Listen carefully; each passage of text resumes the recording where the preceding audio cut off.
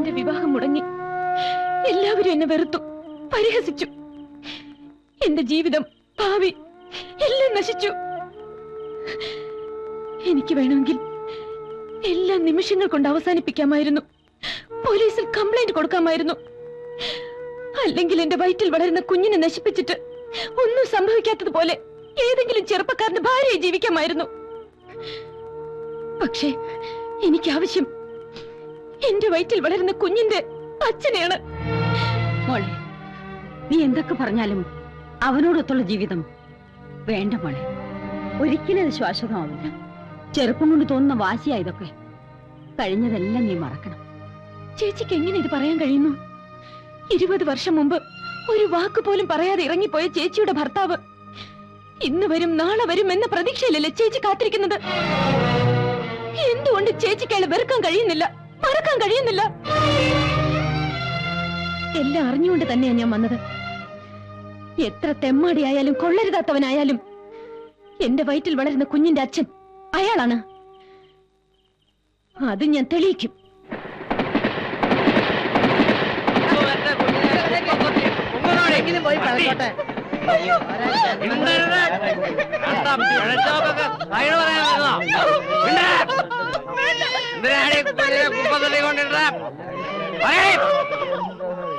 സത്യം പറഞ്ഞോണം. എന്തിനാണ് ഈ കുഞ്ഞിനെ കുപ്പത്തടി കൊണ്ടിട്ട് ഒരു നിവൃത്തിയില്ലാത്തോണ്ട് കണ്ടടത്തൊക്കെ മേഞ്ഞു നടന്നപ്പോ വയറ്റിലുണ്ടാവുന്ന ഓർത്തില്ലേ നീ? വളർത്താൻ നിവൃത്തിയില്ലെന്ന്. എടീ, നിന്റെയൊക്കെ വയറ് വീർക്കാതിരിക്കാൻ വേണ്ടിയാ സർക്കാർ ചീപ്പ് റേറ്റിൽ ഓരോ സാധനങ്ങളും മാർക്കറ്റിൽ ഇറങ്ങിയിരിക്കുന്നത്. അതറിയില്ലേ നിനക്ക്? ഒരു പെണ്ണിനോട് പറയാൻ കൊള്ളാവുന്ന വർത്താനാണ് നീ പറയുന്നത്. എണ്ണം കൊണ്ട് പറയുന്ന ആസനിക്ക. തന്തയും തള്ളയും ആരെന്നറിയാതെ തെരുവിന്റെ സന്തതിയായി വളർന്നതിന്റെ വേദന നിങ്ങൾക്കാർക്കും മനസ്സിലാവില്ല. വിശന്ന് കരഞ്ഞപ്പോഴൊക്കെ ഒരു പച്ച കഞ്ഞിയോ ഒരിറ്റ് സ്നേഹം തരാനോ എനിക്കാരും ഉണ്ടായില്ല. തെരുവ് തണ്ടി, തന്തയില്ലാത്തവൻ എന്നൊക്കെ പറഞ്ഞ് ഒരു പട്ടിയെ പോലെ എന്നെ ആട്ടി ഓടിക്കുകയായിരുന്നു. ഒരമ്മയുടെ ചൂട് തട്ടി വളരാണ്ട ഈ കുഞ്ഞിനെ ഈ കുപ്പത്തൊട്ടിലിടാൻ നിനക്ക് എങ്ങനെ മനസ്സ് വന്നേ? പുല്ലേ, കൊണ്ടുപോടി. ഇനി വേറെ എവിടെങ്കിലും കൊണ്ടുപോയി കുഞ്ഞിനെ കളഞ്ഞെന്ന് ഞാൻ അറിഞ്ഞാൽ കൊന്നുകളയും നിന്നെ ഞാൻ. പെണ്ണെന്ന് പറഞ്ഞാ പിഴയാണടി, ഒറ്റ എണ്ണമില്ല നല്ലത്. പോ. നിൽക്ക്, പോകാൻ വരട്ടെ. ഒരു പെണ്ണ് ചീത്തയാണെന്ന് കരുതി എല്ലാ പെണ്ണുങ്ങളും അങ്ങനെയാന്ന് പറയരുത്. ഓ, ഒരു ശീലാവധി വന്നിരിക്കുന്നു. നീ ആരാടി ഇതിനിടപെടാൻ? വന്ന അന്ന് മുതൽ നീ എനിക്ക് തിളക്കാൻ തുടങ്ങിയതാ പിഴച്ച വർഗം. അനാവശ്യം പറഞ്ഞാലുണ്ടല്ലോ. നീ എന്ത് ചെയ്യടി പുല്ലേ? ഒരു ചാരിത്രവതി വന്നിരിക്കുന്നു. എന്താ സംശയം? നിന്റെ ചാരിത്രം എന്താന്ന് എനിക്കറിയാം. അതെന്നെ കൊണ്ടുകൂടെ പറയിപ്പിക്കരുത്. എന്ത് പറയാൻ? നിന്നെ ഞാൻ അനുഭവിച്ചിട്ടുള്ള ലേഡി. ഈ പറഞ്ഞത് ഒരു പ്രാവശ്യം കൂടി പറയാമോ? ഒന്നല്ല 100 വട്ടം പറയാം. നീ എന്റെ കൂടെ കിടന്നിട്ടുള്ളവളാണ്. എന്താ നിന്റെ നാവ് ഇറങ്ങിപ്പോയത്? മതി, അത് കേട്ടാ മാത്രം മതി എനിക്ക്. ആ നാവിൽ നിന്ന് തന്നെ ഇത് കേൾക്കാൻ വേണ്ടിയാ ഞാൻ ഇത്ര നാളും കാത്തിരുന്നത്.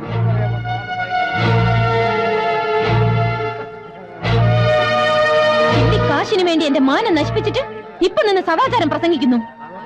പെണ്ണെന്ന് പറഞ്ഞാൽ പിഴയാണെന്ന് വിളിച്ചു കൂവുന്നു. നിൽക്കൂ, ഇതിന് സമാധാനം പറഞ്ഞിട്ട് പോണം. നിങ്ങൾ ചെയ്ത ക്രൂരതയുടെ ഫലം എന്റെ വയറ്റിൽ വളരുന്നുണ്ട്. അതിന് ഞാൻ എന്ത് ചെയ്യണം?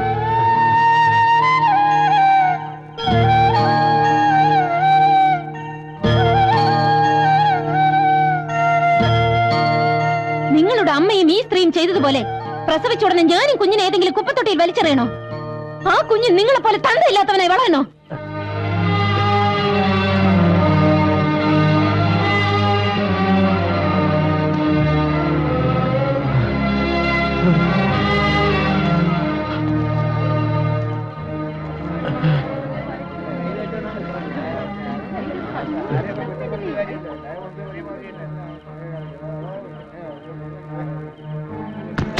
എടീ, നീ ഇത്തരക്കാരിയാണെന്ന് ഞാൻ വിചാരിക്കുന്നു.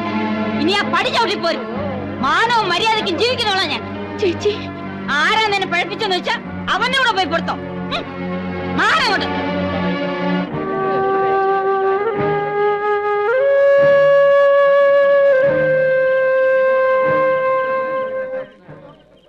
അച്ചുട്ടേ, ഞാൻ ഈ കേട്ടതൊക്കെ നേരാ.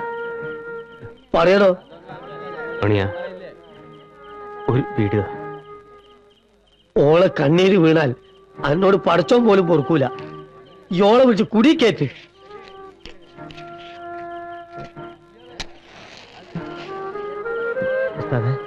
ഞാൻ വിളിക്കട്ടെ?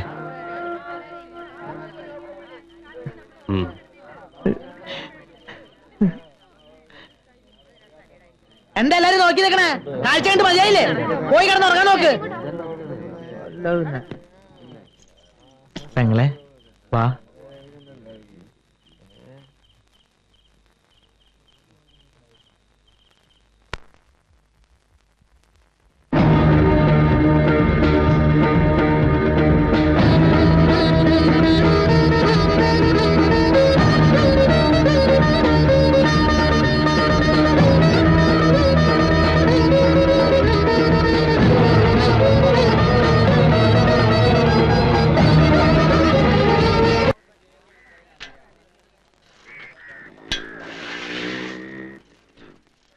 ഉസ്താദേ, ഉസ്താദേ, ഉസ്താദേ, ഉസ്താദേ.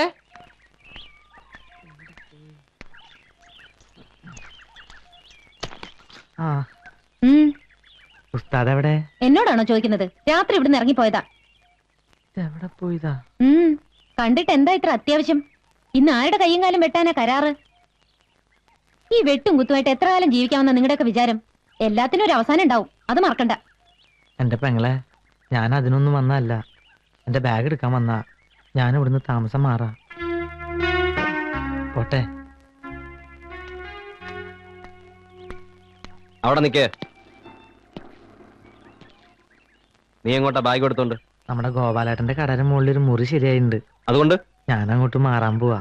അത് നീ മാത്രം തീരുമാനിച്ചാ പോരല്ലോ. ഇതകത്തോണ്ട് വയ്ക്ക്. ഉസ്താദെ, അത് ശരിയാവില്ല. നീ ആരെ പേടിച്ചിട്ടാണ് ഇവിടുന്ന് ഇറങ്ങിപ്പോകുന്നത്? ഇത് എന്റെ വീടാണ്. ഇവിടെ ആര് താമസിക്കണം, ആര് താമസിക്കാതിരിക്കണം തീരുമാനിക്കുന്നത് ഞാനാണ്. മനസ്സിലായോ? ആരും പേടിച്ചിട്ടല്ല. ഇനി ഞാനിവിടെ താമസിക്കുന്നത് ശരിയല്ല. പെങ്ങളെ, ഞാൻ പോട്ടെ.